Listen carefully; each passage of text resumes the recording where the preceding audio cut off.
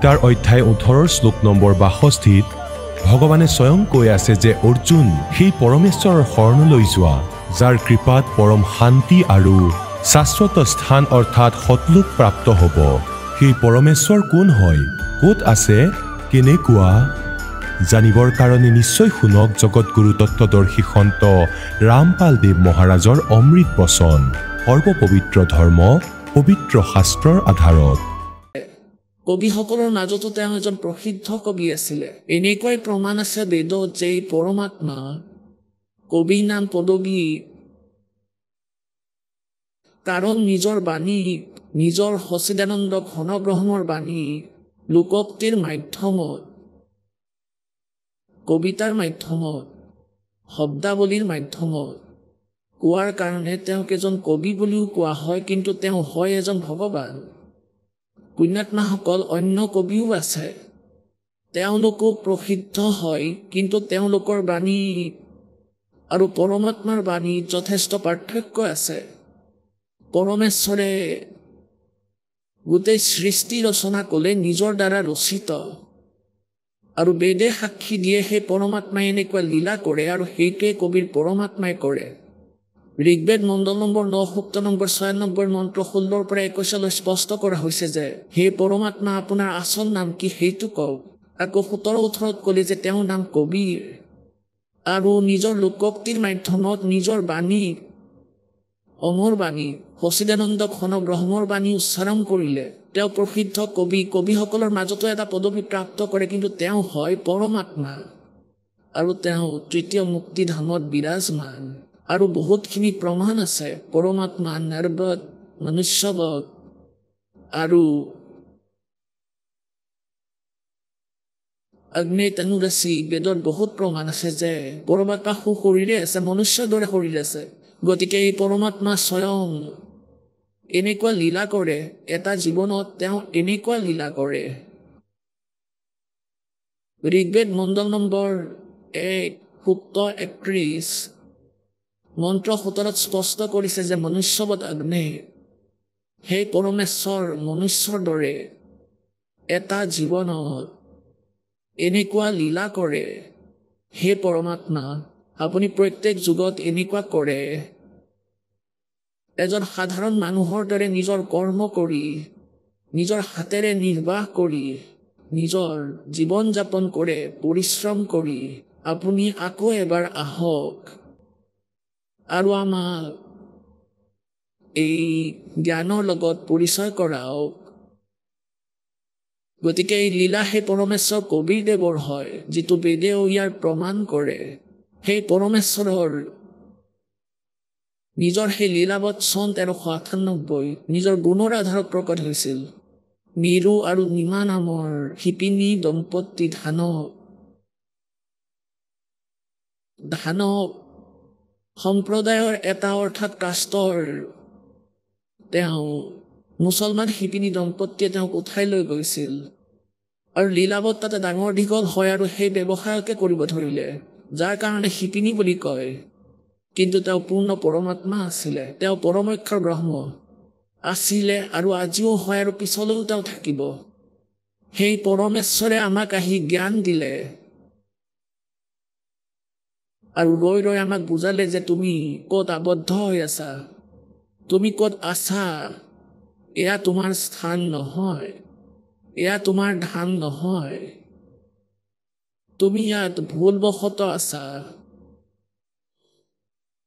আৰু যি সুখক তুমি সুখ বুলি মানা এয়া সুখ নহয়।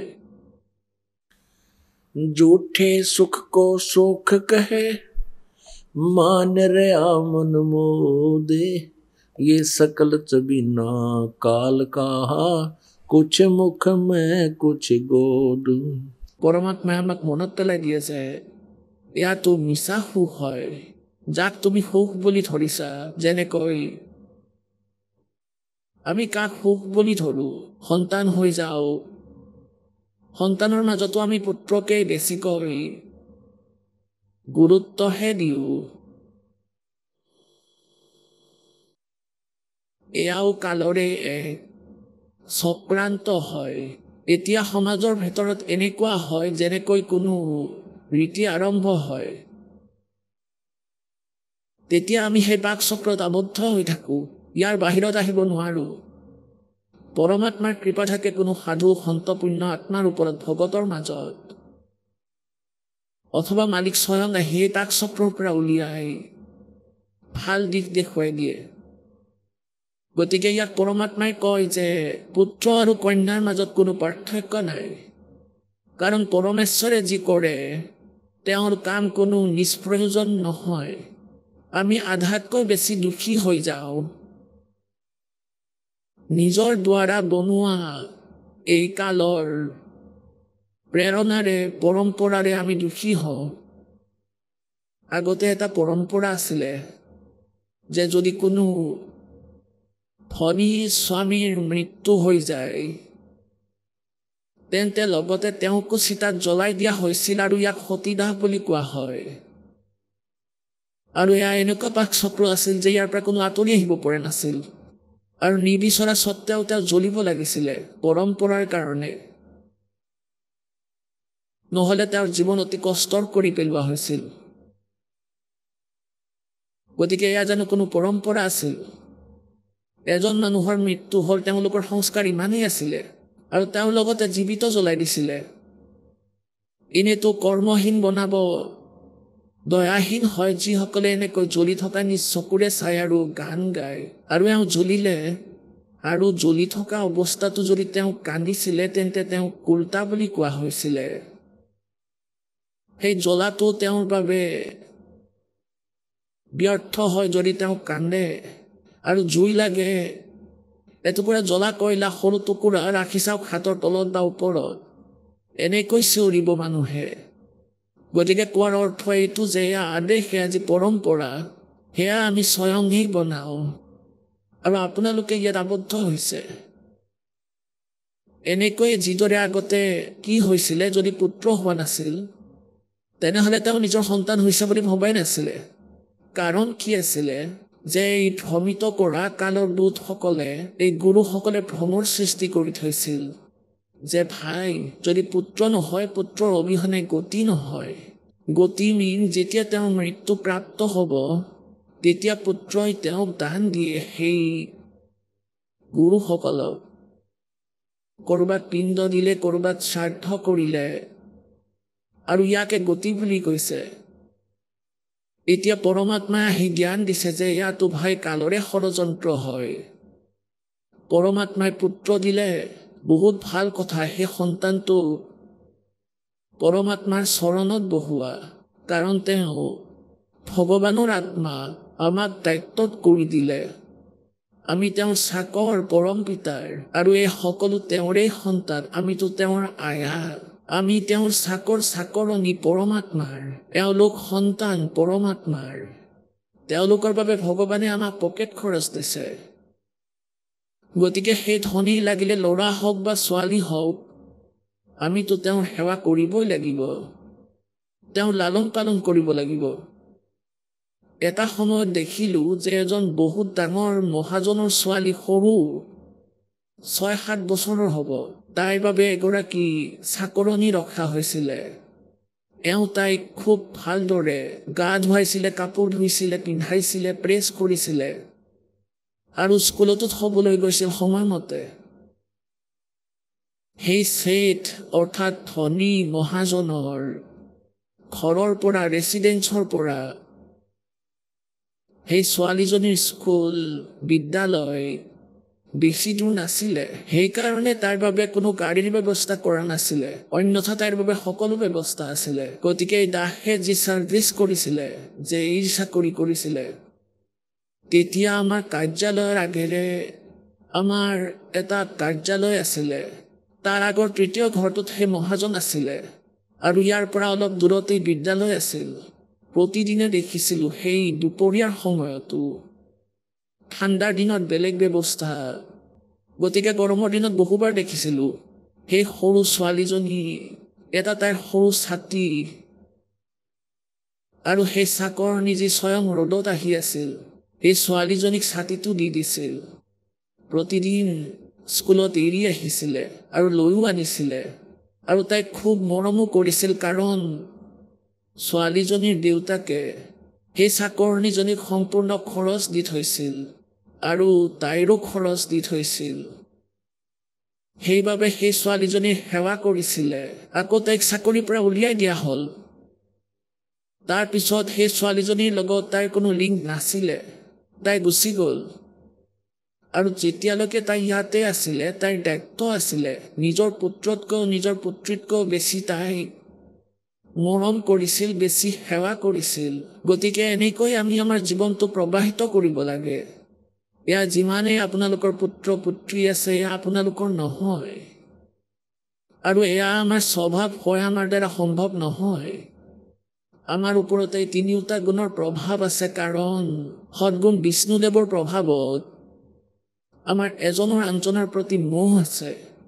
এয়া জীৱৰ দ্বাৰা সম্ভৱ নহয়। ইয়াৰ বাবে এণ্টিবায়টিক খাব লাগিব। যেনেকৈ এয়া নিচা হৈ যায় আমাৰ ইনজেকশ্যনৰ, বা ভাং খাই লৈছে তেওঁ, তেন্তে এণ্টিবায়টিক ঔষধ খাই সেই নিচা শেষ হৈ যায়। তেন্তে এই প্ৰবচন যে পৰমাত্মাৰ বাণী আৰু এই জ্ঞান হয়, এয়া এণ্টিবায়টিক হয়। আপোনালোকৰ ইয়াতে মমতা সৃষ্টি নহয়, কাৰণ আপোনালোক জ্ঞানৰ লগত পৰিচিত হৈ যাব। যেতিয়ালৈকে আমাৰ জ্ঞান নহয়, আমাৰ বৃত্তি এক জীৱৰ দৰে হয়। আৰু যেতিয়া আমাৰ জ্ঞান হৈ যায়, তেতিয়া আমি ভগত হৈ যাওঁ। আৰু ভগত সেইজন হয় যিজনে বেলেগৰ ধন দখল নকৰে, আনৰ বস্তু কেতিয়াও দখল নকৰে। আৰু আনৰ বস্তু যিয়ে দখল কৰি লয় আৰু নিজৰ বুলি ভাবি লয় যে এয়া মোৰেই হয় আৰু এনেকৈ কয়, তেন্তে তেওঁ ভগত নহয়, তেওঁতো লোভী মানুহ হয়। এনেকৈয়ে আমি যিসকল পৰমাত্মাৰ পুত্ৰ বা পুত্ৰী আছো, তেখেতৰ পুত্ৰ পুত্ৰী আছো, আৰু আমাক গতাই দিছে যে এওঁলোকক তুমি ভাল গুণযুক্ত কৰা। সৰ্বপ্ৰথম গুণ হয় সন্তানক ভক্তি কৰোৱা, নিজৰ পৰমাত্মাৰ ওচৰত তেওঁক যোৱাৰ পদ্ধতি কৈ দিয়া। গতিকে প্ৰথম কাম এইটো। এতিয়া যেনেকৈ কোনো এজনৰ পুত্ৰৰ মৃত্যু হৈ গ'ল আৰু তেতিয়া গোটেই পৰিয়ালৰ বেয়া অৱস্থা হৈ যায়, কান্দি থাকে, হাই মোৰ ল'ৰা মৰি গ'ল, মোৰ ল'ৰা মৰি গ'ল। তেন্তে কৰি লৈছোনে আমি দখল? পৰমাত্মাৰ বস্তুক আমি নিজৰ দখলত লৈ লৈছো, নিজৰ বুলি ধৰি লৈছো, এয়া মোৰ হয়। মানি লওক তেওঁৰ 20 বৰ্ষ হৈ মৃত্যুপ্ৰাপ্ত হ'ল। 20 বৰ্ষৰ আগতে ক'ত আছিলে তেওঁ? আপোনাৰ কেনেকৈ হ'ল? আপুনি এযোৰ কাপোৰ পিন্ধাই দিছে, তেন্তে আপোনাৰ হৈ গ'ল নেকি? আমি বেইমান হৈ গৈছো। আমি তেওঁক এটা শৰীৰৰূপী বস্ত্ৰহে পিন্ধাইছো, আৰু সেয়াও পৰমাত্মাই দিয়া মেটেৰিয়েলৰ পৰা। আৰু আকৌ আমি নিজৰ মানি তেওঁৰ বাবে হাহাকাৰ কৰি আছো। চাওক, যিকোনো বস্তু আছে, যিকোনো, যেনে সন্তানৰ মৃত্যু হ'ল, মনততো পৰিবই, তাৰ স্মৃতিবোৰে কষ্ট দিব। কিন্তু এয়া অৱশ্যে মনত ৰাখিব যে তেওঁ তোমালোকৰ নাছিল। তেতিয়া এই মমতাৰ পৰা, এই মোহৰ কাৰণে যি উৎপন্ন হ'ব কষ্ট, সেয়া অলপ পাতল হৈ যাব। গতিকে এই প্ৰকাৰে আমি পৰমাত্মাৰ এই জ্ঞানক আধাৰ বনাব লাগিব। तो क्या बताते हैं कि झूठे सुख को सुख कहे, ये मान रहा मनमोद, और सकल चबीना काल का यो कुछ मुख में कुछ गोद। এতিয়া যেনেকৈ প্ৰসংগ চলি আছে যে আগতে পুত্ৰত বেছি প্ৰাধান্য দিয়া হৈছিল, যে পুত্ৰ অবিহনে গতি নহয়। এয়া কিবা কথা হ'ল? গতিটো ভগৱানৰ নামেৰেই হ'ব, ভক্তি কৰিলে হ'ব, সৎ সাধনাৰে হ'ব। মনুষ্য জীৱন হওক, সম্পূৰ্ণ গুৰু হওক, সঁচা শ্ৰদ্ধাৰে সাধক ভক্তি কৰিলে তেখেতৰ গতি হ'ব। পিণ্ড দি শ্ৰাদ্ধ কৰিলে, কৰবাত পিণ্ডদান কৰিলে, শ্ৰাদ্ধ কৰিলে, অথবা কৰবাত গংগাত অস্থি জল প্ৰবাহ কৰিলে, এয়া গতি নহয়। এতিয়া বিচাৰ কৰাৰ কথা এয়াই আমাক ভ্ৰমিত কৰি ঘূৰাই আছে। যেনেকৈ শ্ৰীকৃষ্ণদেৱৰ যেতিয়া মৃত্যু হৈছিল, ইয়াৰ আগতে, শ্ৰীকৃষ্ণৰ আগতে তেওঁৰ গোটেই পৰিয়াল, গোটেই পুত্ৰ পুত্ৰী সকলো নষ্ট হৈ গৈছিল, মৰি গৈছিল। শ্ৰীকৃষ্ণৰ গতি তেনেহলে কোনে কৰিলে?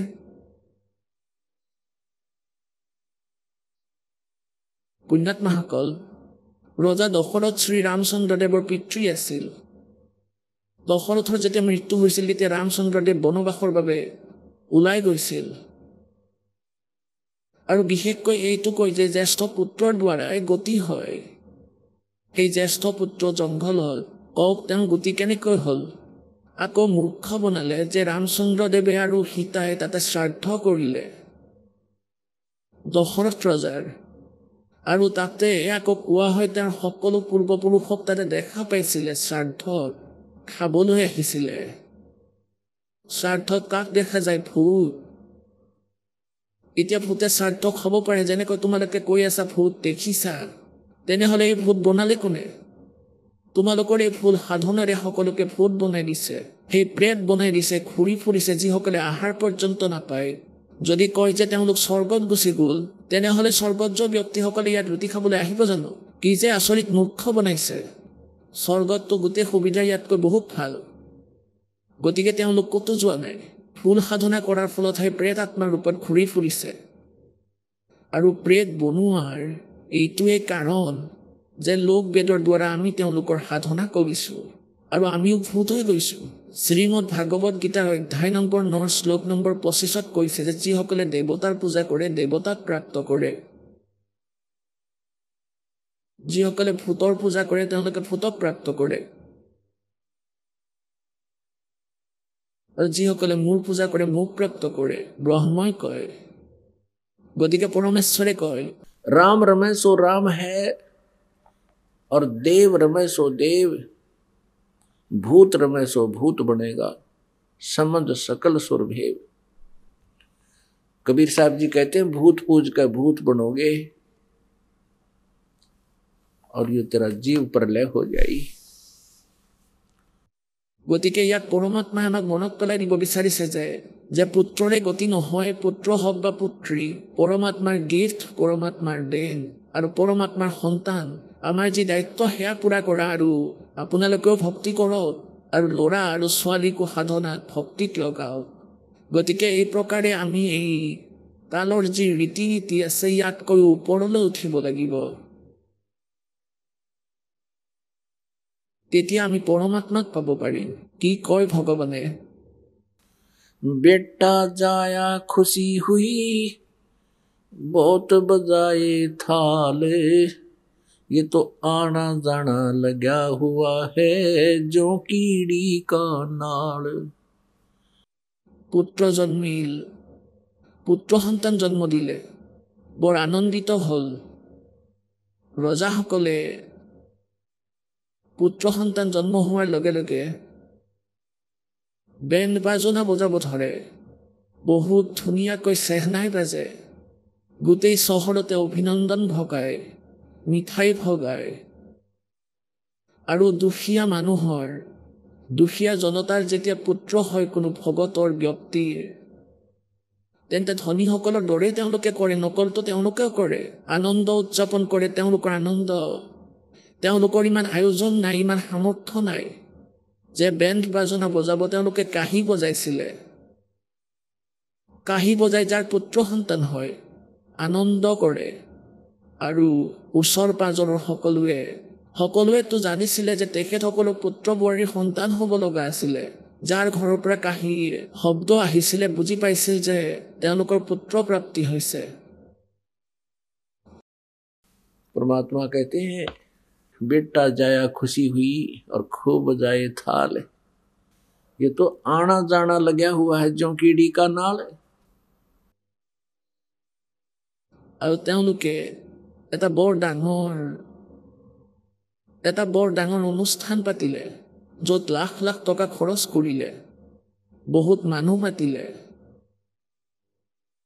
আৰু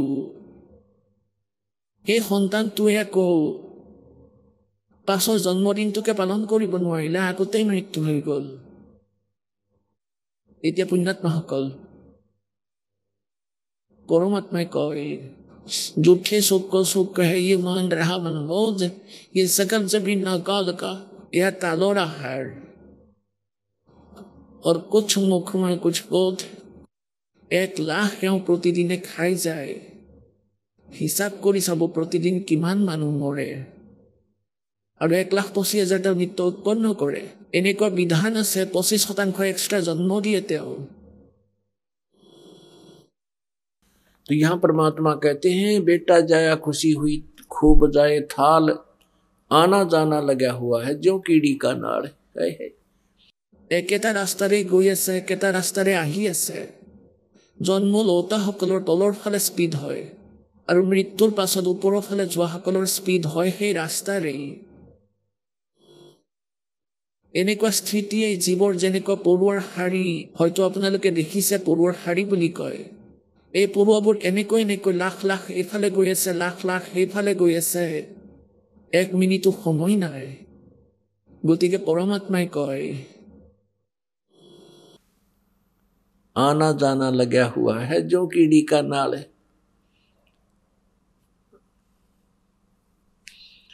পৰমাত্মাই এয়াই ক'ব বিচাৰিছে তোমালোকক যে ধৰি লোৱা পৰমাত্মাই তোমাক এটা পুত্ৰ দিলে, ইয়াত আনন্দ কৰাৰ কোনো আৱশ্যকতা নাই।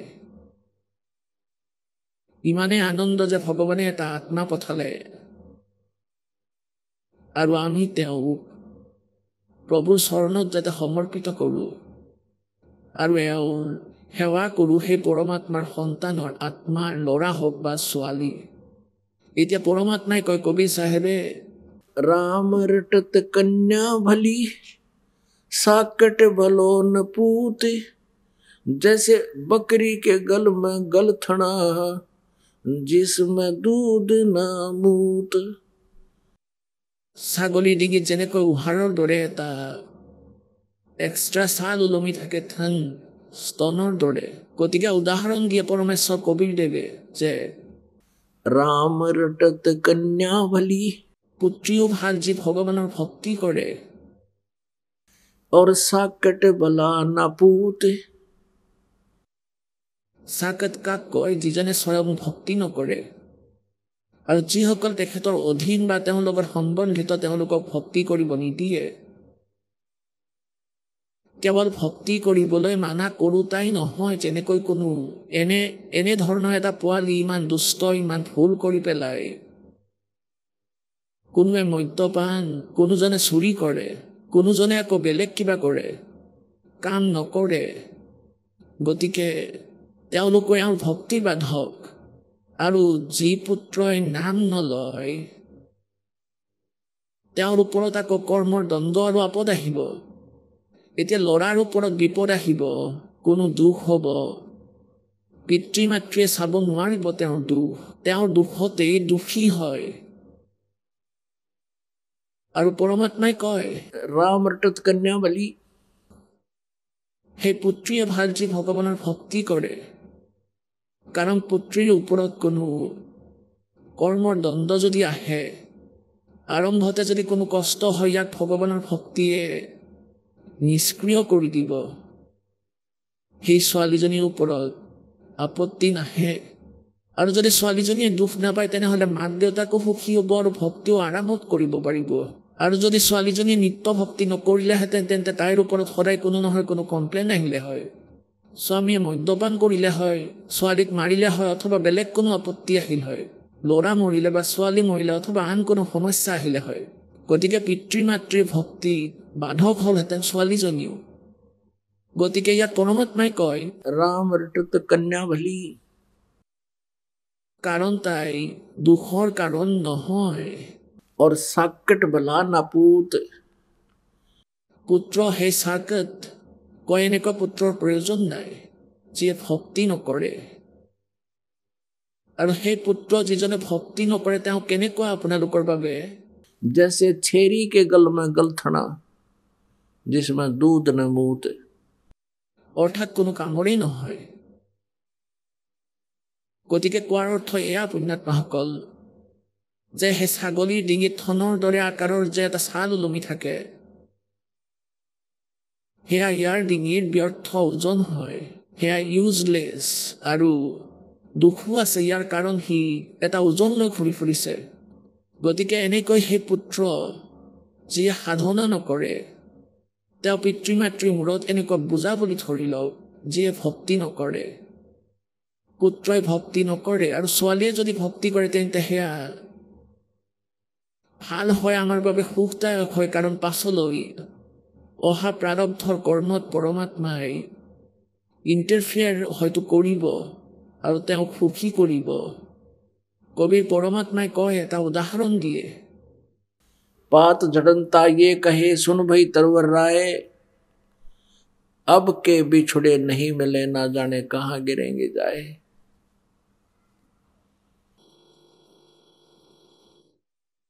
যেনেকৈ এক পৰিয়ালৰ সদস্যৰ মৃত্যু হয়, এনে কোনো বেমাৰ হৈ গ'ল যে মৃত্যু নিশ্চিত, তেতিয়া তেওঁ মনতে বিচাৰ কৰে যে হে ভগৱান, নাজানো এতিয়া ক'ত জন্ম ল'ম, ক'ত যাম। গতিকে ইয়াত পৰমাত্মাই মনত পেলাই দিয়ে যে पात जड़नता यूं कहे सुन भई तरवर राय, अब के बिछुड़े नहीं मिले ना जाने कहाँ गिरेंगे जाए। এতিয়া তৰুবৰ অৰ্থাৎ গছে পাতবোৰক কয়, तरवर कहता पात से सुनो पात एक बात, यहाँ की तो यह है रीति है, एक आवे एक जात। ইয়াৰ এনেকুৱা পৰম্পৰাই কালৰ লোকৰ, ইয়াৰ এনেকুৱা ৰীতি হয় আৰু ব্যৱস্থাও এনেকুৱাই হয়। ইয়াৰ অটল ব্যৱস্থা হয় ইয়াৰ, যে যাৰ জন্ম হৈ গৈছে মৃত্যু অৱশ্যেই হ'ব। তেন্তে সেই স্থান ক'ত য'ত এনেকুৱা ব্যৱস্থা নাই, কাৰণ আমি কোনেও এনেকুৱা মৃত্যু নিবিচাৰোঁ। কোৱা মৃত্যু কোনো বস্তু হয় জানো? আৰু কিয়? যেতিয়া আজি আমি লাগে দুখী হওঁ, সুখী হওঁ, পৰিয়াল আছে, সম্পত্তি আছে, সৰু সৰু যিয়েই হওঁ, চাওক আমি কিমান আনন্দৰ সৈতে আছোঁ আৰু এক মিনিটতে মৃত্যু হৈ যায়। গতিকে এয়া কি আমাৰ লগত? এটা বহুত ডাঙৰ ফাঁকি, আমাক একেবাৰে মূৰ্খ বনাই ৰাখিছে। সঁচাকৈ প্ৰতিদিনে আমি দেখোঁ যে তেওঁৰ পুত্ৰ মৰি গ'ল, তেওঁৰ পুত্ৰী মৰি গ'ল, তেওঁৰ 2 পৰিয়ালৰ সদস্য এটা এক্সিডেণ্টত মৰিল। আমাৰ একেবাৰে ভয় নালাগে, আমাৰ চিন্তা নাই, আমি তথাপি এনেকুৱা আনন্দতে থাকোঁ। পৰমাত্মাই কয়, मौत बिसारी बावड़े तो अचरज कर दिया कौन, तन माटी में मिल जाएगा जो आटे में लौन। এবাৰ যুধিষ্ঠিৰক যক্ষই প্ৰশ্ন কৰিছিলে যে এই বিশ্বত সকলোতকৈ ডাঙৰ আশ্চৰ্যকৰ কি হয়? যুধিষ্ঠিৰে উত্তৰ দিছিলে যে সকলোতকৈ ডাঙৰ আশ্চৰ্য এয়া হয় যে আমি প্ৰতিদিনে বেলেগৰ মৃত্যু দেখোঁ, কিন্তু নিজৰ মৰণৰ চিন্তা একেবাৰেই নাই। গতিকে ইয়াত পৰমাত্মা কবিৰদেৱে কৈছে कि मौत भूल गया बावड़े, तने अचरज किया कौन, और तन माटी में मिल जाएगा जो आटे में लौन। এতিয়া মৃত্যু, এনেতো সকলোৱে জানে যে মৃত্যু হ'বই, আপোনালোকেও জানে, কিন্তু আমি এইটো ভাবোঁ যে এতিয়া মৃত্যু নহয়, কাৰণ এতিয়াতো মই 60 বৰ্ষৰ হৈছোঁ। মনুষ্যৰ জীৱন 100 বৰ্ষলৈকে বুলি কোৱা হয়, তেন্তে আমি ভাবিয়ে লৈছোঁ যে 40 বৰ্ষতো আৰু জীৱন থাকিবই। এতিয়া কোনো এজন 20 বৰ্ষৰ, এওঁনো কৰিবলগীয়া কি আছে? বহুত দীঘল আয়ুস আছে এওঁৰ। কিনো দীঘল আছে এতিয়াও? 1 মিনিটতে মৃত্যু হৈ যায়, কি দীঘল এয়া? न जाने काल की कर डारे, किस विध ढल जा पासावे, और जिनाते सरते मौत खुड़क दी उनानु केड़ा हासावे। এসময়ত আদৰণীয় নানক চাহেবদেৱৰ ওচৰত যেনেকৈ ভকতসকল আহে সন্তৰ দৰ্শনাৰ্থে, কিছুমানতো অনুগামী হয়, কিছুমান বেলেগ আহি যায় শ্ৰদ্ধালু। তেওঁলোকে সোধে যে হে প্ৰভু, আপোনাক কেতিয়াও আমি অৰ্থাৎ আনন্দিত দেখা নাই, চেহেৰাত বেলেগ বিশেষ আনন্দৰ চিন নাই, আপুনি যেন দুখত থাকে, কি কাৰণ? তেতিয়া তেওঁ ক'লে, নানক চাহেবদেৱে ক'লে যে न जाने काल के कर डारे, और किस विध ढल जा पासावे, जिनाते सरते मौत खुड़क दी उनानु केड़ा हासावे। এতিয়া পুণ্যাত্মাসকল, সন্তসকলে গম পাই গৈছিল যে ইয়াত কিহৰ বাবে আনন্দ উদযাপন কৰা হৈছে, কিহৰ বাবে বেংক বাজানা বাজি আছে। বিবাহ যেতিয়া হয়, পৃথিৱী আকাশ একাকাৰ কৰি দিয়ে মূৰ্খতাৰ কাৰণে এই প্ৰাণীয়ে। আৰু আজিকালিতো এটা নতুন ৰোগৰ আৰম্ভণি হৈছে, নিজে বুজোৱাৰ। আৰু এক নতুন ভাওনা কৰিবলৈ লৈছে, সকলোৱে নাচে, বাহিৰত ল'ৰা ছোৱালী, দেউতাক, মাক আৰু ঘৰৰ আনসকলেও সকলো মূৰ্খ হৈ গৈছে, জ্ঞান অবিহনে। লাজ চৰম একো নোহোৱা হৈছে। আৰু কিহৰ বাবে নাচি আছা? পুত্ৰৰ বিবাহ হৈ আছে। এটা সময়ততো এনেতো বহু ঘটনাই ঘটে, কিন্তু কিছুমান ঘটনা একেবাৰে মন চুই যায়। এখন খবৰ কাগজত লিখিছিলে যে ৰোহতকৰ এজন ল'ৰাৰ বিবাহ আছিল। প্ৰথম দিনৰ চিত্ৰ লৈ ৰাখিছিলে, ডিজে বজায়, গান বাজানা বজায়, একেবাৰে নাচি আছিল, ডান্স কৰি আছিল, আনন্দ কৰিছিল। পিছদিনাখন বৰযাত্ৰী গৈছিল ৰাতিপুৱাই কানৌৰৰ ওচৰত। ৰোহতকৰ পৰা 20 কিলোমিটাৰ দূৰত, 15-20 কিলোমিটাৰ দূৰত এটা চুবুৰীৰ দৰে আছিল কানৌৰত। ইয়াত এটা এক্সিডেণ্ট হৈ গ'ল। দৰাও মৰি গ'ল, 4-5 জন আৰু মৰিলে। একে ঘৰৰে একে পৰিয়ালৰ 2-3জন সদস্য মৰি গ'ল। এতিয়া প্ৰথম দিনাখনতো সেই ডান্স হৈ আছিলে আৰু পিছদিনা মূৰ ঢকিয়াই আছিল। এতিয়া কৰি লোৱা ডান্স। গতিকে সন্তৰ কথাৰ ওপৰত বিচাৰ কৰিব লাগে। যদি ভক্তি কৰিব বিচাৰা, পৰমাত্মাৰ আদেশ আছে। আৰু মহাপুৰুষসকলেও এই জ্ঞান দিলে যে ইয়াত কোনো এনে বস্তু নাই যাক লৈ আপোনালোকে আনন্দ কৰিব পাৰে। परमात्मा कहते तुम तो एक पुत्र और उसके ब्याह में फूले नहीं समाते। 1 लाख पूत 1.25 लाख नाती, उस रावण के आज दीवान बाती। कैसा काल की करड़ाई आई। 1 লাখ পুত্ৰ আছিলে, 1.25 লাখ এজনতকৈ আনজন শক্তিশালী আৰু সমৰ্থ আত্মীয় স্বজন আছিলে। আপোনালোকৰ আমাৰ যদি কোনো এজন ৰিলেটিভ MP বা MLA হৈ যায়, তেন্তে আমিতো মাটিত ভৰিয়ে নথওঁ আৰু নাজানো তেতিয়া ক'ত কি ভুল কৰি পেলাওঁ। পৰমাত্মাই সেই মনত পেলাই দিয়ে। 1 लाख पूत 1.25 लाख नाती, उस रावण के आज दीवान बाती। কোৱা হয় आवत संग ना कोई जात संगाती। ৰাৱণৰ 1 লাখ পুত্ৰ আছিলে আৰু সকলোৱে মৃত্যুপ্ৰাপ্ত কৰিলে ৰাম ৰাৱণৰ যুদ্ধত। আৰু তেওঁৰ কোনো চাকি জ্বলোৱাৰ বাবেও শেষ নাথাকিল আৰু অহংকাৰ চম্ভালিব পৰা নাছিল। মোৰ 1 লাখ পুত্ৰ আছে, কাৰোবাৰ যদি এটা ল'ৰা হৈ যায় বহুত আনন্দিত হৈ যায়। আৰু এতিয়া 20-30 বৰ্ষ আগতে, 40 বৰ্ষ আগতে যিমানেই পুত্ৰ আছিলে সিমানেই কম আছিল। আৰু যিমানেই বেছি পুত্ৰ থাকে সিমানেই বেছি আনন্দ অহংকাৰ চম্ভালিব নোৱাৰিছিলে মানুহে। ব্যক্তিৰ এনেকুৱা স্থিতি আছিল। এতিয়া পৰমাত্মাই কয় 1 लाख पूत 1.25 लाख नाती। তেওঁৰ আজি কোনো চাকি জ্বলাবলৈ একো নাই। এই কালৰ লোকত কি বস্তুক তুমি নিজৰ বুলি মানি লৈ ভগৱানক পাহৰিছা আৰু ইয়াত একেবাৰে বহি গৈছা। এই স্থান তোমাৰ নহয়, এই ঠিকনা তোমাৰ নহয়।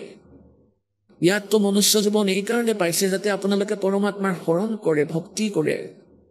পৰমেশ্বৰ কবীৰদেৱে এনেকৈ ক'বলৈ আহিছিল নিজৰ সন্তানক যে তোমালোক মোৰ সন্তান, তোমালোক সৎলোকত আছিল আৰু তাতে তোমালোকৰ জন্ম মৃত্যু নহৈছিল। আৰু তাত কোনো কষ্টই নাছিল, কোনো বস্তুৰ অভাৱ নাছিল, আহুকাল হোৱা নাছিল, বানপানী নাহিছিল, ভূমিকম্প নহৈছিল। তাতে চিৰসেউজ গছ বৃক্ষ, চিৰসেউজ সকলো বস্তু। তুমি সেইবোৰ এৰি সেই সুখক ইয়াত বিচাৰিছা। ইয়াত যি বিচাৰিছা ইয়াত সুখ নাই। তাতে সকলোৰে অমৰ শৰীৰ আছে। আপোনালোকৰ পৰিয়াল, আপোনালোকৰ তাতে গোটেই মহল মহল খালী হৈ আছে। বৰ ধুনীয়া মহল হয় সেয়া, য'ৰ পৰা আপোনালোকে নিজৰ ফুলত এৰি থৈ আহিছে। এই কালে বিভ্ৰান্ত কৰিছিল, বহুত ধুনীয়া বাগিচা বনাম, বাগ বনাম, এয়া কৰিম। আমি যি তাৰ পৰা পুণ্য লৈ আহিছিলোঁ সেয়াও আহি ইয়াত খৰচ কৰি পেলাইছোঁ, লুটি লৈছে আমাক। এতিয়া আপোনালোকক ভক্তি কৰোৱা ইমানেই ধনী বনাই, যিমানখিনি আপোনালোকে তাৰ পৰা ধন লৈ আহিছিল সিমানেই ধনী বনাই আৰু ইয়াৰো ঋণ শেষ কৰি সৎলোকলৈ লৈ যোৱা হ'ব। পৰমাত্মাই কয় कहे कबीर अंत की बारी। সেই সময়ত, অন্ত সময়ত যেতিয়া মৃত্যু হ'ব, हाथ झाड़ जैसे चला जुआरी। যেনেকৈ কোনো জুৱাত হাৰি যায় লাখ টকা আৰু তেতিয়া হাত খহি মোহাৰি যায়, নাশ হৈ গ'ল, একেবাৰে নাশ হৈ গ'ল, সকলো শেষ হৈ গ'ল। কোৱা হয় যিসকলে সৎ ভক্তি নকৰে, সৎ সাধনা নকৰে, कहे कबीर अंत की बारी। हाथ झाड़ जैसे चला जुआरी। এনেকুৱা দশা হ'ব। গতিকে ইয়াত আমি যি আনন্দ উদযাপন কৰোঁ, আমি কোনো বস্তুৰ ওপৰত এনে বিশেষ প্ৰক্ৰিয়া কৰোঁ, জন্মদিন পালন কৰোঁ, তাতো নাজানো কিহে কৰোঁ, অদৰকাৰী বস্তু এইবোৰ। ভগৱানে পুত্ৰ দিলে, পুত্ৰী দিলে, তেওঁলোকৰ পালন পোষণ কৰা, তেওঁলোকক পঢ়োৱা লিখোৱা আৰু লগতে ভক্তিও কৰোৱা, তেওঁলোকক ভাল সংস্কাৰ দিয়া, ইমানখিনিয়ে মাথো কাম। পিছত তেওঁলোকৰ বিয়া কৰাই দিয়া আৰু নিজৰ ভক্তি কৰি থাকক। সিহঁতেও ভক্তি কৰক, আপোনালোকেও কৰক, আপোনালোকেও জঞ্জালৰ পৰা মুক্ত কৰক ল'ৰা ছোৱালীবোৰকো। সেই দিশত থাকক, তেওঁলোকৰ মংগল হ'ব, তেতিয়াহে আপোনালোক সঁচাকৈ পিতৃ মাতৃ হ'ব। परमात्मा कहते माता सोए सराहिए जो पुत्र दे उपदेश।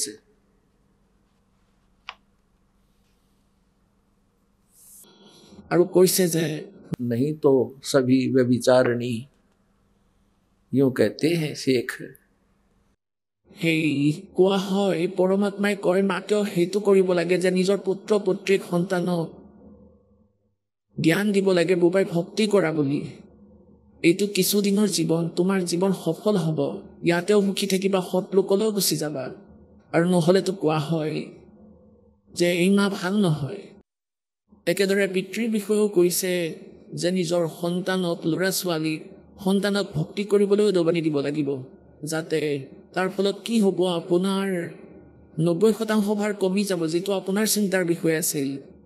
সন্তানে ভক্তি কৰিলে পৰমাত্মা তেওঁলোকৰ লগত সদায় থাকিব, যদি নিয়মত থাকে। চাওক, যেতিয়ালৈকে আমি মৰ্যাদাত থাকিম, পৰমাত্মাই আমাক আচুৰ কৰিবলৈ নিদিব। কিন্তু আমি নিয়ম ভংগ কৰোঁ, কাৰণ আমি এনেকুৱা এখন সমাজত আছোঁ যে সেই সমাজে সেই সাংসাৰিক ক্ৰিয়াকহে উত্তম মানে। তাৰ পৰা আঁতৰি কোনোবাই কোনো ক্ৰিয়া কৰিলে সমাজে সেয়া ভাল নাপায় আৰু আপোনাকো তেওঁলোকৰ সোঁতত লৈ যায়। এনেকুৱা হ'ব নালাগে, দৃঢ় হ'ব লাগিব, পৰমাত্মাৰ বচন মানি চলিব লাগিব, আপুনি তাত ষ্টেণ্ড কৰিব লাগিব। जो गुरु वचन पर डट के कट के फंद चुरासी के ऐसे। গতিকে নানক চাহেবে কৈছিলে যে ना जाने काल की कर डारे किस भी ढल जा पासावे, और जिनाते सरते मौत खुड़क दीवानों केड़ा हासावे। আকৌ নানক চাহেবক সুধিলে যে হে প্ৰভু, আপুনি কি সদায় এনেকৈয়ে থাকে? নানক সিং চাহেবে ক'লে যে ভাই, ক'বই নোৱাৰোঁ ইয়াত কেতিয়া বিজুলী পৰিব, কি কথাত আনন্দিত হ'ম। তেতিয়া আকৌ সুধিলে যে হে মহাত্মা, আপুনি কি কেতিয়াও সুখী নহয়? তেওঁ ক'লে যে ভাই, সুখী হওঁ। কেতিয়া হওঁ সুখী? साध मिले साड़ी शादी होंदी, बिछड़ जा दिलगिरी वे, अखदे नानक सुनो जहाना मुश्किल हाल फकीरी वे। साध मिले साड़ी शादी होंदी। নানক চাহেবে কৈছে যে যেতিয়া মোৰ সন্তান, সাধ মানে ভগত, সাধক, साध सोए जो सीधा चले, বেয়া কৰ্ম এৰি দিয়ে, অকথ্য নকয়, সেইজনেই সাধু, তেওঁই সন্ত, তেওঁই ভগত। साध मिले साड़ी शादी होंदी। কৈছে যেতিয়া মোৰ এই সন্তান, মোৰ অনুগামী, মোৰ ওচৰলৈ আহে সৎসংগ শুনিবলৈ, তেতিয়া মোৰ আনন্দৰ সীমা নোহোৱা হৈ যায়। কিয়? কাৰণ মই গম পাই যাওঁ যে এই সন্তান, মোৰ অনুগামী, মোৰ শিষ্যসকল, তেওঁলোক কালৰ জালত আবদ্ধ হোৱা নাই, তেওঁলোকক কোনেও ভ্ৰমিত কৰিব পৰা নাই। साध मिले साड़ी शादी होंदी, और बिछड़ जा दिलगिरी वे। যেতিয়া এওঁলোক ইয়াৰ পৰা সমাজলৈ যায়, সংসাৰলৈ যায়, তেতিয়া মই দুখী হওঁ, মন বেয়া লাগে যে ক'ৰবাত কেনেবাকৈ এই সন্তানসকলৰ উই নালাগে, পোক নালাগে মোৰ এই ফচলত। কালৰ দূতে যেন এওঁলোকক ভ্ৰমিত কৰি নিদিয়ে। আৰু এওঁলোক যেতিয়া পুনৰ ঘূৰি আহে এজ ইট ইজ পিছৰ সৎসংগলৈ, তেতিয়া মোৰ আনন্দৰ ঠিকনা নাথাকে যে এই সন্তানবোৰক কালৰ দূতে বেয়া কৰিব নোৱাৰিলে। পুণ্যাত্মাসকল, এই অৱস্থাই হয় এজন সন্তৰ। আপোনালোক সকলো পৰমাত্মাৰ গছ পুলি, এয়া পৰমাত্মাৰ বাগিচা। তেওঁ এই বাগিচাৰ মালী, আৰু এই দাস, এই সন্ত তেওঁৰ চাকৰ হয়, সেই মালীৰ। আৰু সেই চাকৰৰ চাকৰি সুৰক্ষিত তেতিয়া থাকে যেতিয়া তেওঁ সেই গছপুলিবোৰ ভালদৰে ৰাখে, সেইবোৰৰ চোৱা চিতা কৰে, সেইবোৰত গজা ঘাঁহ বন কাটি থাকে আৰু তাৰ বাবে বেৰা দিয়ে, পানী সিঁচি থাকে। আৰু সেই বাগিচাখন ধুনীয়া হৈ থাকিলে মালি প্ৰসন্ন হয় যে চাকৰজন ভাল। গতিকে আপোনালোক সেই পৰমাত্মাৰ বাগিচাৰ পুলি, জোপোহা গছ আৰু এই দাস সন্ত যি হয় তেওঁৰ চাকৰ। গতিকে নানক চাহেবজীয়ে কৈছে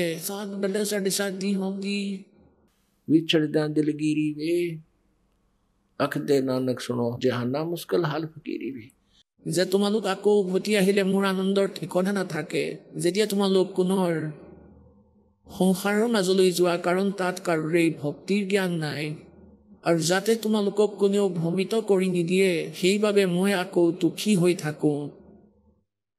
কাৰণ পুণ্যাত্মাসকল, ডাক্তৰজনে জানে যে কোন ৰোগীৰ ৰোগ কিমান ভয়ংকৰ, আৰু সেই ৰোগীক কোৱা হয় 10 দিনৰ টেবলেট দিয়া হৈছে, সেয়া খাব আৰু আকৌ চেক আপ কৰিবলৈ আহিব। এতিয়া যদি তেওঁ নাহে, ডাক্তৰজনে গম পাই যায় যে হয়তো তেওঁ কোনো নকলি বৈদ্যৰ লগত গ'লগৈ, গতিকে তেওঁ ইয়ালৈ নাহিল আৰু এতিয়া তেওঁ মৰিব। অথবা তেওঁ টেবলেট নাখালে, সম্পূৰ্ণ ঔষধ নাখালে, সেইবাবে নাহিলে, গতিকে তেওঁৰ মৃত্যু হ'ব। গতিকে পুণ্যাত্মাসকল, আপোনালোকক ইয়াত যি ঔষধ দিয়া হয়, ঔষধ মানে জন্ম মৃত্যুৰ ৰোগ কাটিবলৈ এক চিকিৎসা কৰা হয়, সত্য মন্ত্ৰ কৈ দিয়া হয়, এয়া সাধনা আপোনালোকে কৰে, আপোনালোকক কৰিবলৈ কৈ দিয়া হয়, আৰু আপোনালোকে নিত্য নিয়ম কৰে, ভক্তি কৰে, ডেইলি মন্ত্ৰ কৰে, অৰ্থাৎ আপুনি ঔষধ খাই আছে আৰু আপোনালোকে নাম লৈ মন্ত্ৰ লৈ গ'ল আৰু মন্ত্ৰ জপ নকৰিলে, সাধনা নকৰিলে, মৰ্যাদা পালন নকৰিলে, নিয়ম নামানিলে, তেতিয়া আকৌ আপুনি ইয়ালৈ নাহিব। কাৰণ আপোনাক ভগৱানে সহায় কৰিব নোৱাৰে আৰু আপুনি সুখী হ'বও নোৱাৰে। যি উদ্দেশ্য লৈ আহিছিল, মৰ্যাদা পালন নকৰিলে সেয়াও নহ'ব। গতিকে আপোনালোক যিসকল প্ৰাণী ইয়ালৈ নাহে, এই দেখে গম পায় যে তেওঁলোক কালৰ জালত পৰিল, অথবা কোনোবাই তেওঁলোকক মিছগাইড কৰিছে, বা তেওঁ টেবলেট নাখালে, অৰ্থাৎ ভক্তি নকৰিলে, সেইকাৰণে তেওঁ যি বাঞ্ছিত বস্তুৰ ইচ্ছা কৰি আছিল সেয়া মালিকে নিদিলে। পৰমাত্মাই কয়, নিজৰ মহিমা নিজেই কয় যে कि सतगुरु के दरबार में कमी काहे की ना, अंसा मौज नहीं पावता तेरी चूक चाकरी में। এই কবিৰ পৰমেশ্বৰৰ বিধানত, এই কবিৰ পৰমেশ্বৰৰ ডিক্সনেৰীত ইম্পচিবল ৱৰ্ড নাই। এইজন সেই সমৰ্থ পৰমাত্মা, এইজন সেই সমৰ্থ পৰমাত্মা যাৰ শব্দকোষত অসম্ভৱ শব্দ নাই। কিন্তু আমি সেই লাভ প্ৰাপ্ত কৰিব পৰা নাই সেই সমৰ্থৰ দৰবাৰত। তেন্তে আমি আমাৰ চাকৰিত ভুল কৰিছোঁ। আমাৰ কোনো পূজা সেৱা শ্ৰদ্ধাত আসোঁৱাহ আছে।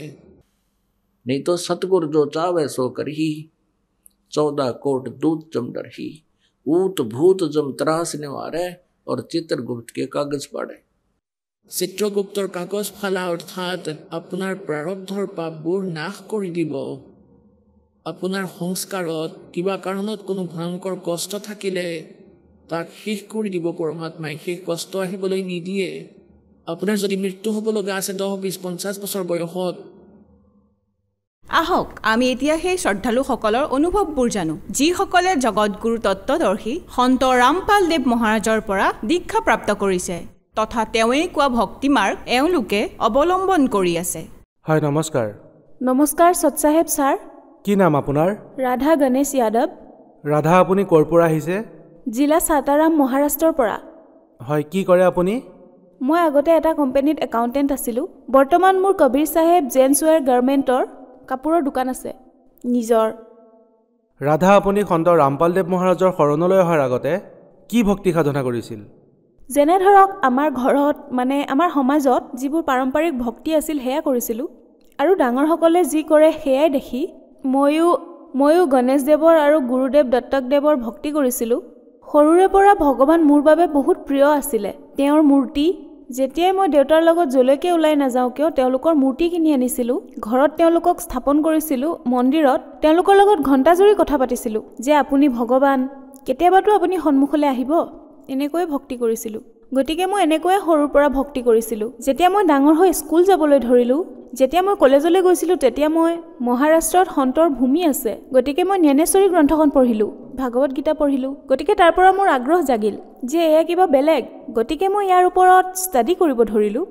যেনে ধৰক ৰাতি 9ৰ পৰা 12 বজালৈ তেওঁলোকে প্ৰবচন দিছিলে, কীৰ্তন হৈছিলে, মই সেয়া শুনিবলৈ গৈছিলোঁ। মই ডায়েৰী লৈ গৈ সকলো নোট কৰিছিলোঁ যে তেওঁলোকে এটা অধ্যায় লয় অথবা এটা দোহা লয়, সেই বিষয়ে বিস্তাৰিতভাৱে তেওঁলোকে কথা পাতে, কয় যে আমি কেনেকৈ জীয়াব লাগে, কি কৰিব লাগে। গতিকে মোৰ ভাল লাগিব ধৰিলে। গতিকে মই তাৰ ওপৰত ষ্টাডি কৰিলোঁ আৰু মই নিজেই এক বক্তা হৈ গ'লোঁ। ময়ো প্ৰবচন দিব ধৰিলোঁ কলেজৰ সময়তে। গতিকে মই যেতিয়া দেখিছিলোঁ যে সকলো শ্ৰদ্ধালু যেতিয়া আগত বহিছিল আৰু মই প্ৰবচন দিওঁ, তেতিয়া তেওঁলোকে বিচাৰে যে এওঁ আমাক মানে তেওঁলোকৰ যি দুখ আছে তেওঁলোকৰ দুখৰ নিবাৰণ মই কৰোঁ যেন। কিন্তু মোৰে এটা দুখ আছিল যে মই ভগৱানক বিচাৰি ফুৰিছিলোঁ, যাক মই পোৱা নাছিলোঁ। গতিকে মই সেই কথাত সন্তুষ্ট হোৱা নাছিলোঁ যে যিবোৰ কথা মই এওঁলোকক কৈ আছোঁ এয়া শুদ্ধ নহয়। মোকো সত্য ভগৱান লাগে, গুৰু লাগে। মই নিজে গুৰু হ'ব বিচৰা নাছিলোঁ। ৰাধা, আপোনাৰ যি পৰমাত্মাৰ সন্ধান আছিল সেয়া কেনেকৈ পূৰণ হ'ল? হয়, মোৰ বিয়া হোৱাৰ পিছত মই সৰুৰ পৰা ইমান ভক্তি কৰিছিলোঁ। গতিকে বিয়া হোৱাৰ পিছত 6 মাহৰ পিছত মোৰ সেই ঘৰখনত মানে য'ত মোৰ বিয়া হৈছিলে তাতে মই এটা কথা গম পালোঁ যে এওঁলোকৰ ঘৰত সৰু মানে যিজন সৰু ল'ৰা আছে সি পুত্ৰ প্ৰাপ্ত কৰিব পৰা নাছিলে। তেতিয়া মই সেইটো কথা শুনি বহুত ভয় খাইছিলোঁ যে মইতো ভক্তি আগৰ পৰাই কৰিছিলোঁ, গতিকে মই ভক্তি আৰু বঢ়াই দিলোঁ। তেতিয়া মোৰ মনত এইটো কথা আহিল যে মই গুৰু ধৰিব লাগিব, গুৰুৰ পৰাই মুক্তি পায়, গুৰু ধৰিলে কিবা লাভো পায়। যেনে ধৰক মোৰ সন্তান নাছিল, গতিকে মই তেওঁক বিচাৰিছিলোঁ। গতিকে মই ৰত্নাগিৰিলৈ গৈ নৰেন্দ্ৰ মহাৰাজ নামৰ এজন আছে, তেওঁৰ পৰা নাম দীক্ষা ল'লোঁ। তেওঁৰ ভক্তি কৰিবলৈ ধৰিলোঁ। তেওঁ গান গানাতে পুতে এনেকুৱা মন্ত্ৰ দিলে মই কৰিব ধৰিলোঁ। মই বছৰ দিন সেই মন্ত্ৰ কৰিলোঁ, মনৰ পৰা কৰিছিলোঁ, কিন্তু সন্তান প্ৰাপ্ত কৰা নাছিলোঁ। ইয়াৰ লগে লগে মই ডক্টৰৰ ট্ৰিটমেণ্টো লৈ আছিলোঁ। যেনে ধৰক মোৰ হাজবেণ্ড আৰ্মিত আছিলে, গতিকে মই হাৰিয়ানা, পাঞ্জাব য'তে মই তেওঁৰ লগত যাওঁ, যলৈকে যাওঁ তাতেই ডাঙৰ ডাঙৰ ডক্টৰক দেখুৱাইছিলোঁ। ঠিক তেনেদৰে মই দিল্লীতো আহিছিলোঁ। তাতে এখন RR নামৰ ডাঙৰ হস্পিটেল আছে, তাতে বাহিৰৰ পৰা বহুত ডক্টৰ আহে, মানে বিদেশৰ পৰা ডক্টৰ আহে, তেওঁলোককো দেখুৱাইছিলোঁ। মানে কৈছিলে যে তেওঁলোকে মোৰ ৰিপৰ্ট নীল আছে, মোৰ তাত এনেকুৱা কোনো ইছ্যু নাই যে সন্তান নহ'ব। তথাপিও মোৰ সন্তান হোৱা নাছিলে। এনেও মোৰ আধ্যাত্মিকতাত অলপ বেছি ৰুচি আছিল। গতিকে মই ভগৱানৰ ওপৰত বিশ্বাস ৰাখিছিলোঁ যে আছে ভগৱান, তেওঁক পাম। গতিকে মই এনেকৈয়ে ভক্তি কৰি আছিলোঁ। আৰু তেতিয়াই মোৰ হাজবেণ্ডে জম্মু কাশ্মীৰৰ পৰা মোক ফোন কৰিলে আৰু মোক সন্ত ৰামপালদেৱ মহাৰাজৰ বিষয়ে ক'লে যে এনেকুৱা সন্ত এজন আছে, তেওঁৰ জ্ঞান গংগা নামৰ এখন কিতাপ কুৰিয়াৰ কৰি মই তোমাক পঠিয়াই আছোঁ, তুমি পঢ়িবা। তেওঁৰ সৎসংগ আহে, সেয়াও শুনিবা, এখন মেমৰি কাৰ্ডো ল'বা আৰু ডাউনলোড কৰিবা ইউটিউবৰ পৰা। এনেকৈয়ে তেওঁ মোক সকলো কথা ক'লে যে তুমি বিচাৰি চাৰ্চ কৰিলে তেওঁৰ সৎসংগ নিশ্চয় পাবা। তেওঁ মোক কিতাপখন পঠিয়ালে। তেতিয়া মই সেই কিতাপখন পঢ়িব ধৰিলোঁ, তেওঁৰ সৎসংগ চাবলৈ আৰম্ভ কৰিলোঁ। আপোনাক মই কৈছিলোঁৱে মোৰ আধ্যাত্মিকতাৰ প্ৰতি অলপ বেছি ৰুচি আছিল। গতিকে যেতিয়া মই গ্ৰন্থখন পঢ়িছিলোঁ তেতিয়া মই বুজিব ধৰিছিলোঁ যে সঁচাকৈয়ে এওঁ সন্ত ৰামপালদেৱ মহাৰাজে প্ৰভুৰ সৈতে কৈছে যে ভাগৱত গীতাত কি আছে, জ্ঞানেশ্বৰীত কি আছে। আৰু মই যে পঢ়ি আছিলোঁ, মানে মই প্ৰবক্তা হৈ সকলোকে শুনাই আছিলোঁ, সেই সকলোবোৰ ভুল আছিল। মই যিবোৰ কৈ আছিলোঁ সেই সকলোবোৰ শাস্ত্ৰ বিৰোধ আছিল। আৰু মই যে এতিয়া জ্ঞান গংগা কিতাপখনত পঢ়ি আছোঁ, টিভি চেনেলত দেখি আছোঁ, সেই সকলোবোৰ অধ্যায়ৰ এটা এটা অৰ্থ প্ৰমাণৰ সৈতে কৈ আছে তেওঁ আমাক। তেতিয়াহে মই কথাবোৰ বুজি পালোঁ। মই গোটেই কিতাপখন পঢ়িলোঁ, তেওঁৰ সৎসংগও শুনিলোঁ। এই সকলোবোৰ জ্ঞান বুজি সন্ত ৰামপালদেৱ মহাৰাজৰ পৰা নাম দীক্ষা বৰবালা আশ্ৰম হটলুক হাৰিয়ানালৈ গৈ 25 ডিচেম্বৰ 2013ত মই সন্ত ৰামপালদেৱ মহাৰাজৰ পৰা নাম দীক্ষা ল'লোঁ। আপুনি কৈছে যে আপুনি সন্ত ৰামপালদেৱ মহাৰাজৰ পৰা নাম দীক্ষা ল'লে, আপুনি বহুত গুৰুও বনালে, তেওঁলোকক নিজৰ সমস্যাৰ কথাও ক'লে, কিন্তু তাৰ পিছতো আপুনি একো সমাধান নাপালে। ডক্টৰৰ ওচৰলৈও গ'ল আপুনি নিজৰ সমস্যা লৈ, আপুনি বহুত ট্ৰিটমেণ্টো কৰালে, কিন্তু আপুনি যেতিয়া সন্ত ৰামপালদেৱ মহাৰাজৰ আশ্ৰমলৈ যায় তেতিয়া আপুনি সন্ত ৰামপালদেৱ মহাৰাজৰ লগত কি কথা পাতিলে? তেওঁক আপুনি লগ পালেনে? আপুনি আপোনাৰ সমস্যা সন্ত ৰামপালদেৱ মহাৰাজক ক'লেনে? হয়, বহুত ভাল প্ৰশ্ন এটা সুধিছে আপুনি। যেনে ধৰক মই আপোনাক কৈছোঁৱে, মই আগতে 2জন গুৰু বনাইছিলোঁ।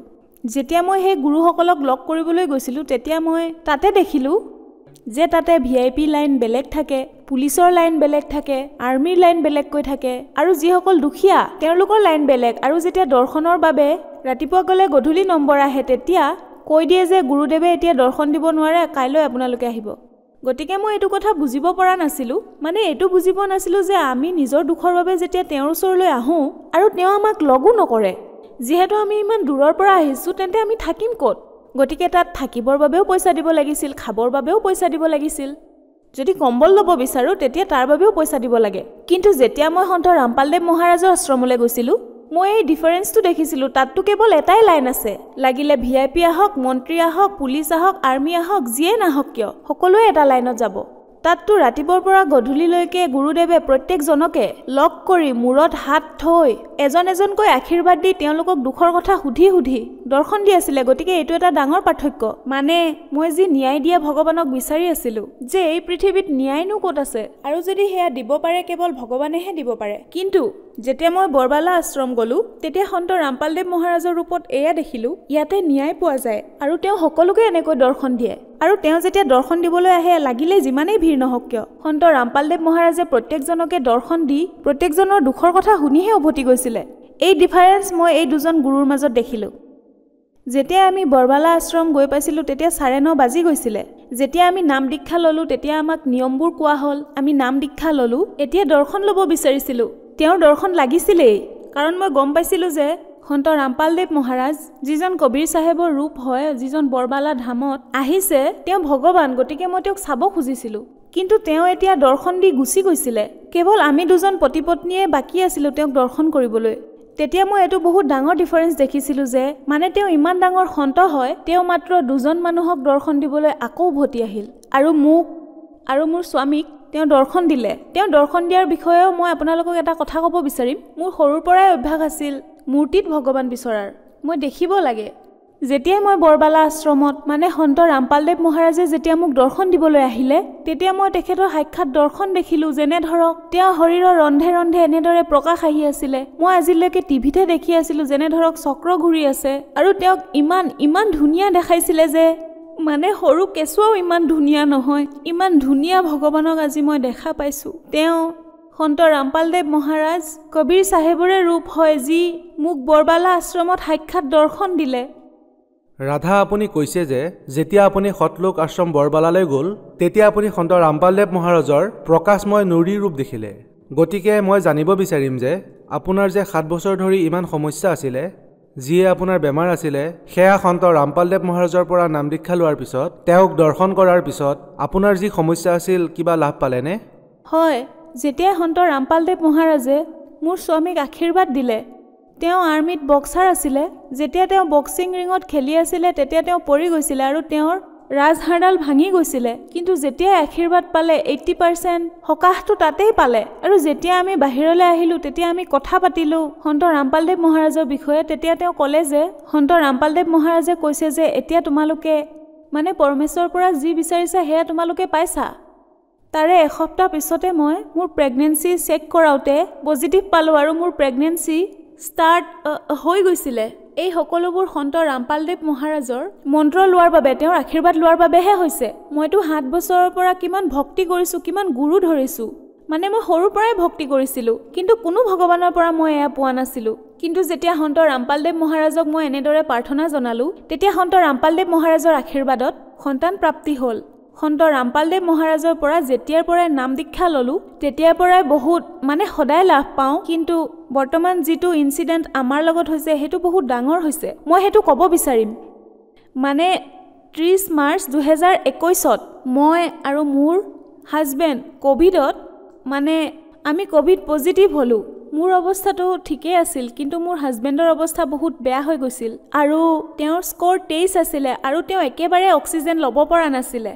আইচিউত মই তেওঁৰ লগত 7 দিন আছিলোঁ মানে যেতিয়া তেওঁৰ অক্সিজেনটো খুলি দিয়া হৈছিল তেওঁ মাছৰ দৰে চটফটাইছিল আৰু ইমান চিৰিয়াছ আছিলে মোৰ স্বামী যে এদিন ডক্টৰে ক'লে যে এতিয়া এওঁৰ অক্সিজেন লেভেল 100 চেচুৰেশ্যন ৰখাৰ পিছতো তেওঁ উশাহ ল'ব পৰা নাই গতিকে ইয়াত তেওঁৰ ডিঙিটো কাটি ইয়াতে নলী এডাল ভৰাই তেওঁক অক্সিজেন দিব লাগিব মই এইটো কথাত বহুত ভয় খালোঁ যে নহ'ব মানে মই যিজন পৰমেশ্বৰৰ ভক্তি কৰোঁ সন্ত ৰামপালদেৱ মহাৰাজৰ তেওঁতো এনেকুৱা হ'বলৈ নিদিয়ে মই সেই সময়তো ডক্টৰক একো কথা কোৱা নাছিলোঁ মই আপোনাৰ লগত গধূলি কথা পাতিম বুলিহে ক'লোঁ আৰু যেতিয়া মই প্ৰাৰ্থনা কৰিলোঁ মানে মনে মনে আত্মাৰ পৰা প্ৰাৰ্থনা কৰিলোঁ সন্ত ৰামপালদেৱ মহাৰাজক মানে আপুনি জীৱন দানটো দি দিলে আৰু উশাহ বঢ়োৱাটো আপোনাৰ বাবে ডাঙৰ কথা নহয় মানে অক্সিজেনটো কমি গৈছিলে আৰু সেয়া বঢ়োৱাটো আপোনাৰ বাবে কোনো ডাঙৰ কথা নহয় এনেকৈ মই মনে মনে প্ৰাৰ্থনা কৰিলোঁ আৰু সেইদিনাই ৰাতি কান্দি কান্দি মই সন্ত ৰামপালদেৱ মহাৰাজৰ লগত কথা পাতিলোঁ। সেইদিনাই 3 বজাত যিখন হস্পিটেলত মোৰ স্বামী আছিলে আৰু বেলেগ 11জন পেচেণ্ট আছিলে, যাৰ চেচুৰেশ্যন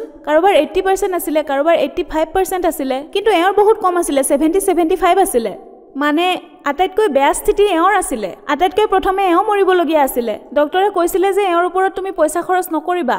কিন্তু যেতিয়া সন্ত ৰামপালদেৱ মহাৰাজৰ লগত মই এনেদৰে কথা পাতিলোঁ, সেইদিনাই 3 বজাত গুৰুদেৱ সন্ত ৰামপালদেৱ মহাৰাজে মোৰ হাজবেণ্ডক দৰ্শন দিলে, তেওঁক অমৃত জল খোৱালে।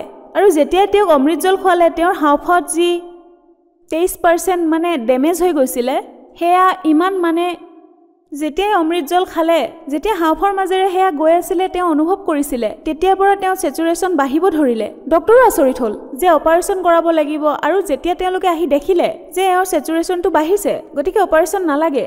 আৰু সেই 11টা পেচেণ্ট হস্পিটেলত যে আৰু আছিলে, যাৰ স্থিতি ভালেই আছিলে, আৰু মোৰ হাজবেণ্ডৰ স্থিতিহে বেছি বেয়া হৈ আছিলে। মই এসপ্তাহৰ কথা কৈ আছোঁ আপোনালোকক। এসপ্তাহৰ ভিতৰত সেই 11টাৰ 11টাই মৰি গ'ল। কিন্তু সন্ত ৰামপালদেৱ মহাৰাজৰ দয়াত মোৰ হাজবেণ্ড বাচি গ'ল আৰু তেওঁক অক্সিজেনৰ সৈতে ডিছচাৰ্জ দিয়া হ'ল। যি অক্সিজেন ডক্টৰে দিছিলে, সেই অক্সিজেন দি কৈছিলে যে আপুনি অন্ততঃ 3 মাহ এই অক্সিজেন ল'ব লাগিব। আপুনি খোজকাঢ়িব নোৱাৰিব, আপুনি বেড ৰেষ্টে ল'ব লাগিব। কিন্তু সন্ত ৰামপালদেৱ মহাৰাজৰ দয়াত 13 দিনহে মই নিজেই অক্সিজেন লগাইছিলোঁ, খুলিছিলোঁ। মই তেওঁৰ শুশ্ৰূষা কৰিছিলোঁ। গতিকে মই নিজ চকুৰে দেখিলোঁ যে 13 দিনৰ পিছত তেওঁৰ অক্সিজেন খুলিব পৰা হ'লোঁ আৰু তেওঁ খোজকাঢ়িবলৈও ধৰিলে। আৰু এই ডাঙৰ দয়া পৰমেশ্বৰে কৰিছিলে। আৰু মই আন এটা লাভ ক'ব বিচাৰিম, মোৰ সন্তান যেতিয়া 9 মহীয়া আছিলে, তেতিয়া মই আৰু মোৰ হাজবেণ্ড বাইকত গৈ আছিলোঁ। 70 স্পীডত মোৰ হাজবেণ্ডে গাড়ী চলাই আছিলে। তেতিয়া হঠাতে তেওঁৰ সন্মুখৰ পৰা কোনোবা আহি গৈছিলে। তেতিয়া তেওঁ ব্ৰেক মাৰি দিছিলে। সন্তানটো মোৰ কোলাতে আছিল। মই এনেকৈ পৰিলোঁ, মই গৈ আগত পৰিলোঁ। মোতকৈ 5 ফুট আগত মোৰ ল'ৰাটো গৈ পৰিল। সন্ত ৰামপালদেৱ মহাৰাজৰ দয়াত মই কেৱল ইয়াত মাত্ৰ এটা আচুৰহে খালোঁ। কিন্তু মোৰ যে ল'ৰাটো, তাৰ একোৱে নহ'ল। গতিকে এয়া কিমান ডাঙৰ চমৎকাৰ। মোৰ ইমান সৰু ল'ৰাটো, মই গৈ আগত পৰিলোঁ আৰু মোতকৈ আগত গৈ মোৰ ল'ৰাটো পৰিল। সি কিমান দুখ পাব লাগিছিল। কিন্তু সন্ত ৰামপালদেৱ মহাৰাজৰ দয়াত তাৰ একোৱে নহ'ল। গতিকে এয়া জীৱনদান দিলে মোৰ সন্তানটোক ৰামপালদেৱ মহাৰাজে। বাইদেউ, আপুনি কৈছে যে সন্ত ৰামপালদেৱ মহাৰাজে আপোনাক ইমানবাৰ জীৱনদান দিলে, আপোনাৰ সন্তানক জীৱনদান দিলে, ইমানবোৰ সমস্যাৰ পৰা বচালে। গতিকে আপুনি ভকত সমাজক কি বাৰ্তা দিব বিচাৰিব? মই মোৰ ভকত সমাজক, মোৰ ভাই ভনীসকলক এইটোৱে বাৰ্তা দিব বিচাৰিম যে চাওক, আমি সকলোৱে সুশিক্ষিত, সকলোৰে জ্ঞান আছে, আমি পঢ়িব লাগে। সকলোৰে কিবা নহয় কিবা দুখ সমস্যা আছেই। আমি সকলোৱে ভগৱানকে বিচাৰি ফুৰিছোঁ। গতিকে আমি এইটো চাব লাগে যে ভগৱান কোন হয়, আমি ইয়ালৈ কেনেকৈ আহিলোঁ। ময়ো আগতে বহুত কিতাপ পঢ়িছিলোঁ, গতিকে তাত কি লিখা আছিলে মই বুজিয়ে পোৱা নাছিলোঁ। কিন্তু যেতিয়া মই জ্ঞানগংগা কিতাপখন পঢ়িলোঁ, মই সৃষ্টি ৰচনাৰ বিষয়ে জানিলোঁ যে আমি ইয়ালৈ কেনেকৈ আহিলোঁ, এই কাল দেৱতা কোন হয়, আমাৰ লগত ইমানবোৰ ইনচিডেণ্ট কিয় হয়, ইয়াৰ পিছৰ কাৰণ কি, ইয়াৰ কিনো কাৰণ আছে। আমি বিচাৰিব লাগিব। কিন্তু আমি কি কৰোঁ, আমাৰ যিবোৰ পাৰম্পৰিক ভক্তি আছে, আমি অন্ধভাৱে সেই ভক্তি কৰি থাকোঁ আৰু কান্দি থাকোঁ যে আমাৰ লগত একোৱে ভাল নহয়। কিন্তু মই যি অনুভৱ কৰিছোঁ, আপোনালোকো যিহেতু শিক্ষিত হয়, গতিকে বহুত চেনেলত সৎসংগ আহে, সেইবোৰ আপোনালোকে শুনক। তেওঁৰ জ্ঞানগংগা কিতাপখন পঢ়ক, জীৱনৰ সুগম পথ পঢ়ক। ৰাধা, যিসকলে সন্ত ৰামপালদেৱ মহাৰাজৰ পৰা নাম দীক্ষা ল'ব বিচাৰে, তেওঁলোকে নাম দীক্ষা কেনেকৈ ল'ব পাৰিব? হয়, তেওঁৰ সৎসংগ বহুত চেনেলত আহে। তাতে নীলা ৰঙৰ শাৰী এটা আহে, তাতে বহুকেইটা নম্বৰ দিয়া থাকে। আপোনাৰ নিজৰ জিলাৰ নামদান কেন্দ্ৰৰ নম্বৰটো লৈ আপুনি তাতে নাম দীক্ষা ল'ব পাৰে। হয়, ধন্যবাদ। সৎ চাহেব।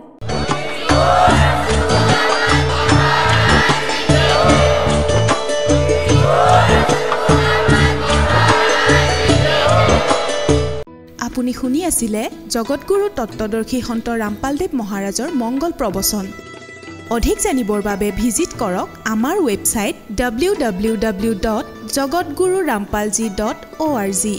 সন্ত ৰামপালদেৱ মহাৰাজৰ শুভ আশীৰ্বাদত সমগ্ৰ বিশ্বতে 500তকৈও অধিক নাম দীক্ষা কেন্দ্ৰ আছে, য'ত সন্ত ৰামপালদেৱ মহাৰাজৰ দ্বাৰা বিনামূলীয়া নাম দীক্ষা দি থকা হৈছে। আপোনাৰ নিকটৱৰ্তী নাম দীক্ষা কেন্দ্ৰৰ ঠিকনা জানিবলৈ সম্পৰ্ক কৰক 8222880541।